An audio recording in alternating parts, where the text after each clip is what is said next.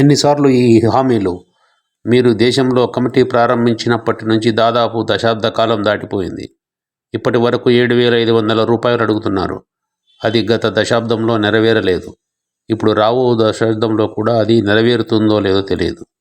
ఈ సందర్భంగా గ్రౌండ్ లెవెల్లో చాలామంది ఈపీఎస్ పెన్షనర్లు కేవలం 5,000 రూపాయలు కానీ 6,000 రూపాయలు కానీ ఆలస్యం చేయకుండా వెంటనే పెంచమని అడుగుతున్నారు.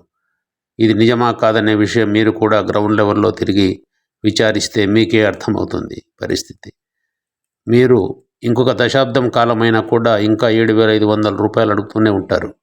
ప్రభుత్వం కాలయాపన చేస్తూనే ఉంటుంది. అవసరమైతే కమిటీలు వేస్తారు, అవసరమైతే లేబర్ మినిస్ట్రీలను కూడా మారుస్తారు. కానీ మినిమం పెన్షన్ పెరగడం లేదు. అందుకే ప్రభుత్వం మీద ఎక్కువ భారం వేయకుండా కనీస పెన్షన్ 5,000 రూపాయలు లేక 6,000 రూపాయలు స్పాట్లో పెంచితే తిరిగి కొంతకాలం అయిన తర్వాత మరలా అడగడానికి అవకాశం ఉంటుంది. ప్రభుత్వం కూడా పెంచడానికి అవకాశం ఉంటుంది. కనుక వెంటనే మినిమం పెన్షన్ ఏదో ఒక మొత్తం పెంపుదల చేస్తే చాలా బాగుంటుందని గ్రౌండ్ లెవెల్లో ఈపీఎస్ నాయకులు చాలామంది కామెంట్ రూపంలో కానీ లేక వ్యక్తిగతంగా కలిసినప్పుడు కానీ చెబుతూనే ఉన్నారు. కనుక మీరు సిబిటి మీటింగులని లేక ఫైనాన్స్ మినిస్టర్ దగ్గర సెక్రటరీ దగ్గర ఫైల్ ఉందని, ప్రైమ్ మినిస్టర్ సెక్రటరీ దగ్గర ఫైల్ ఉందని కాలయాపన చేయడం వలన వృద్ధులైన పెన్షనర్లను బాధ పెట్టినట్లు అవుతుంది.